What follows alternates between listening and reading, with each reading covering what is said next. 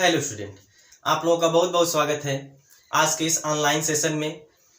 पिछले क्लास में हम लोग ने वीबीटी का कुछ एप्लीकेशन जो बचा था उसको हम लोगों ने कवर कर लिया था।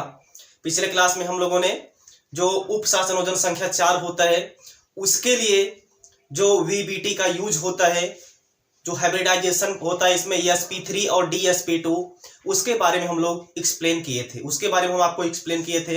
तो आज इस क्लास में हम लोग एक मोस्ट इंपॉर्टेंट थ्योरी के बारे में डिस्कशन करने वाले हैं। वीबीटी आपका खत्म हो चुका है, तो वीबीटी जो है कि जैसे कोई भी कोऑर्डिनेशन कंपाउंड होता है उस यानी कि कोऑर्डिनेशन कंपाउंड में जिन प्रॉपर्टी को वीबीटी एक्सप्लेन नहीं कर पाया उसको यहाँ पे CFT यानी क्रिस्टल फील्ड थ्योरी जो है कि एक्सप्लेन करेगी। तो आज हम लोग उसी थ्योरी के बारे में डिस्कशन करने वाले हैं, जिसको हिंदी में क्या बोला जाता है, क्रिस्टल क्षेत्र सिद्धांत बोला जाता है, यानी कि इंग्लिश में बोला जाता है क्रिस्टल फील्ड थ्योरी, या फिर इसको शॉर्ट फॉर्म में बोला जाता है CFT बोला जाता है। ठीक है ना। तो आज हम लोग CFT के बारे में डिस्कशन करेंगे। देखिए, जो CFT है क्रिस्टल फील्ड थ्योरी है, पहले तो हम लोग इसका इंट्रोडक्शन देखेंगे, यानी इसको देने वाले वैज्ञानिक का क्या नाम था, कब इसने दिया था वैज्ञानिक ने, ठीक, और इसका मुख्य बिंदु क्या है, ठीक ना, यानी इस सिद्धांत का कहना क्या है उसको हम लोग देखेंगे। इसके बाद फिर हम लोग इसके आगे चलेंगे। ठीक है ना। तो चलिए अब हम लोग इस लेक्चर की शुरुआत करते हैं। तो इसके पहले हम लोग यहाँ पे आप लोगों को थोड़ा सा बता दें कि अगर आप लोग नोट्स नहीं बनाए हैं तो कॉपी और पेन लेकर के बैठ जाइए, साथ ही साथ आप लोग नोट्स बनाते रहिए। चलिए अब हम लोग इस वीडियो की शुरुआत करते हैं। ठीक है ना। देखिए क्या है क्रिस्टल क्षेत्र सिद्धांत, जिसको हम लोग क्या बोलते हैं, क्रिस्टल फील्ड थ्योरी बोलते हैं। क्या बोलते हैं, क्रिस्टल फील्ड थ्योरी बोलते हैं। और इसको हम लोग शॉर्ट फॉर्म में क्या बोलते हैं, CFT बोलते हैं, जिसका पूरा नाम होता है क्रिस्टल फील्ड थ्योरी होता है। ठीक है ना। देखिए, इस सिद्धांत का प्रतिपादन H. बैथे तथा V. ब्लैक, ये साइंटिस्ट का नाम है H. बैथे तथा V. ब्लैक, ये वैज्ञानिक का नाम है, यानी कि वैज्ञानिक H. बैथे तथा V. ब्लैक नामक वैज्ञानिक ने सन 1935 ईस्वी में किया था।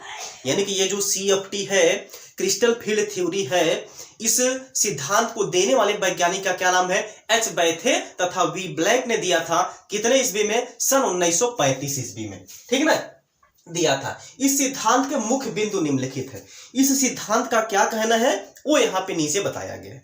पहला इसका इस सिद्धांत का मुख्य बिंदु क्या है, पहला देखिए क्या बोला जा रहा है, संकुल यौगिकों में केंद्रीय धातु परमाणु एवं लिगेंडों के मध्य आयनिक आबंध पाया जाता है।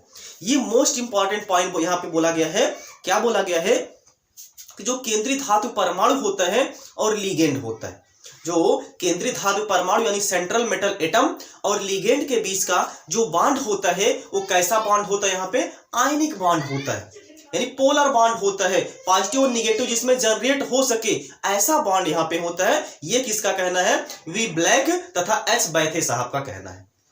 लेकिन पिछले क्लास में यानी कि पिछले थ्योरी में जो वीबीटी कहती थी वो क्या कहती थी कि यहाँ पे जो केंद्रीय धातु परमाणु और लिगेंड के बीच का जो बॉन्ड होता है उसने क्या माना था, उसको सहसंयोजी आबंध माना था, यानी कोवैलेंट बॉन्ड माना था। बात समझ आ गई ना। तो इन दोनों थ्योरी में पहली पॉइंट में यही डिफरेंस है कि वो क्या मानती थी वीबीटी की कोवैलेंट बॉन्ड है, लेकिन ये थ्योरी क्या मान रही है, यहाँ पे आयनिक बॉन्ड मान रही है केंद्रीय धातु परमाणु और लिगेंड के बीच।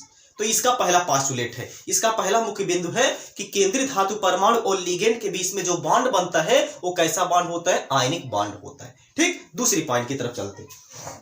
क्या कर रहा है, लिगेंड बिंदु आवेश की तरह माने जाते हैं।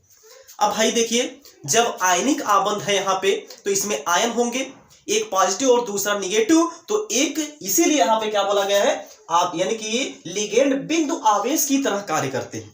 यानी इसमें दो टाइप के आवेश पाए जाएंगे, एक हो जाएगा पॉजिटिव, दूसरा क्या हो जाएगा, निगेटिव हो जाएगा। ठीक है ना। तो इसका दूसरा पास्टुलेट है कि जो लिगेंड होते हैं वो बिंदु आवेश की तरह माने जाते हैं। ठीक, अब देखिए अगली पॉइंट क्या बोला गया है, संकुल यौगिकों में लिगेंड इलेक्ट्रॉन युग्म प्रदान करते हैं।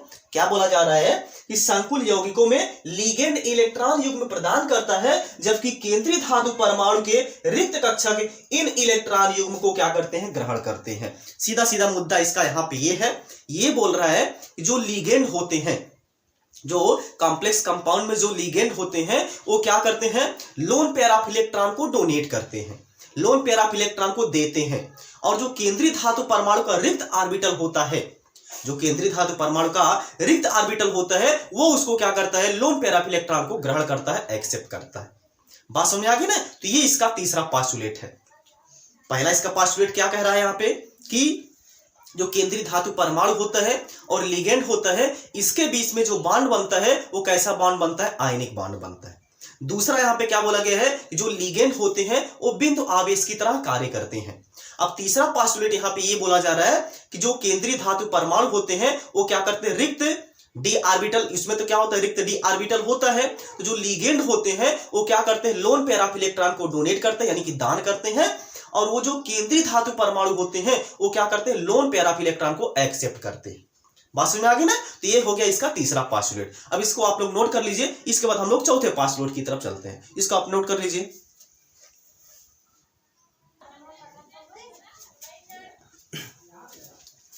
चलिए देखिए, अब हम इसका अगले पोस्टुलेट की तरफ चलते हैं। इसका अगला पोस्टुलेट क्या कहता है, देखिए केंद्रीय धातु के इलेक्ट्रॉन लिगेंड के इलेक्ट्रॉन से प्रतिकर्षण का अनुभव करते हैं, जिससे लिगेंड, जिसके कारण डी कक्षकों की ऊर्जा अलग अलग होती है। क्या कह रहा है कि केंद्रीय धातु परमाणु यानी कि जो कॉम्प्लेक्स कंपाउंड होता है, इसमें जो केंद्रीय धातु परमाणु होता है उसके इलेक्ट्रॉन और लिगेंड के इलेक्ट्रॉन दोनों एक दूसरे से प्रतिकर्षण का अनुभव करते हैं। यानी कि जो केंद्रीय धातु परमाणु के इलेक्ट्रॉन होते हैं और जो लिगेंड के इलेक्ट्रॉन होते हैं, ये दोनों एक दूसरे से प्रतिकर्षण का अनुभव करते हैं, जिसके कारण ये जो डी कक्षक होते हैं इसकी ऊर्जा क्या होती है, अलग अलग होती है। ठीक है ना। ऊर्जा अलग अलग होने का मतलब क्या है, जिसको हम लोग स्प्लिटिंग बोलते हैं। ठीक है ना, जिसको हम लोग समभ्रंश कक्षक बोलते हैं। ठीक है ना, समभ्रंश कक्षक हालांकि उसकी एनर्जी जो है कि सेम होगी। ठीक है ना, यानी कि वो क्या कर जाएगा, स्प्लिट कर जाएगा, जिसको हम लोग विपाटन बोलेंगे, विभाजन बोलेंगे। ठीक है ना। तो आगे आप इसके देखेंगे। तो मतलब यहाँ पे पहले यानी कि चौथे पॉइंट में कहना यह है कि जो केंद्रीय धातु परमाणु के इलेक्ट्रॉन होते हैं और लिगेंड के जो इलेक्ट्रॉन होते हैं वो यानी कि वो दोनों एक दूसरे से प्रतिकर्षण का अनुभव करते हैं, एक दूसरे को दूर भगाने का प्रयास करते हैं। ठीक है ना। ये हो गया चौथा इसका पोस्टुलेट। अब पांचवें पोस्टुलेट में क्या बोला गया है, यह सिद्धांत विभिन्न क्रिस्टल क्षेत्रों में डी कक्षकों के विभाजन के रूप में चुंबकीय गुणों की व्याख्या कर सकता है। यानी कि यह सिद्धांत विभिन्न क्रिस्टल क्षेत्रों में डी कक्षकों के विभाजन के रूप में चुंबकीय गुणों की व्याख्या कर सकता है। यानी कि जब दोनों एक दूसरे को प्रतिकर्षित करते हैं, दोनों के जो इलेक्ट्रॉन हैं एक दूसरे को प्रतिकर्षित करते हैं, तो वहां पे चुंबकीय गुणों की व्याख्या भी क्या हो सकती है, कर सकती है। ये क्रिस्टल फील्ड थ्योरी का कहना है। यानी कि जब दोनों प्रतिकर्षण फील करते हैं, रिपल्सन, ठीक है, क्या करते हैं, रिपल्सन फील करते हैं, तो जो डी ऑर्बिटल होता है दो पार्ट में डिवाइड हो जाता है, यानी कि टूट जाता है। तो यहां पे भी हम लोग इसकी चुंबकीय गुणों की व्याख्या कर सकते हैं। ये इसके पोस्टुलेट में कहना है। इस पोस्टुलेट में यही कहना है, ठीक है ना, कि जो रिपल्सन फील करते हैं दोनों के इलेक्ट्रॉन, तो वहां पे हम लोग चुंबकीय गुणों की भी व्याख्या कर सकते हैं। ठीक। अगले पॉइंट क्या बोला जा रहा है, यदि डी कक्षक का क्रिस्टल विभाजन, यदि डी कक्षक का क्रिस्टल विभाजन अधिक होगा तो उसका चुंबकीय गुण कम होगा। यानी कि ये जो क्रिस्टल क्षेत्र का विभाजन होगा वो जितना अधिक होगा, मतलब कि दोनों के बीच यानी कि केंद्रीय धातु परमाणु और लिगेंडों के बीच जो इलेक्ट्रॉन के बीच प्रतिकर्षण होगा वह जितना ज्यादा होगा, उसमें उसका चुंबकीय गुण जो होगा वो उतना ही कम होगा।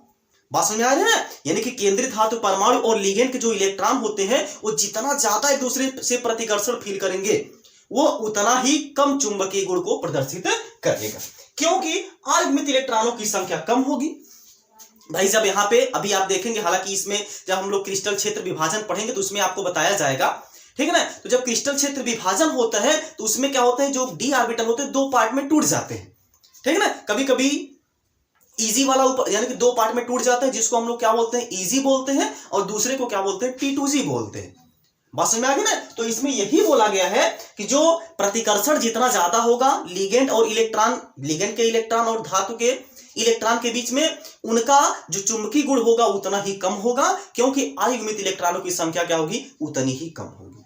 बात समझ में आ गई ना। तो ये इस सिद्धांत में कहना, इस छठवीं पॉइंट में कहना। अगले पॉइंट में क्या बोला गया है, यह सिद्धांत क्रिस्टल क्षेत्र अस्थायित्व ऊर्जा की व्याख्या कर सकता है। यह बहुत इंपॉर्टेंट है।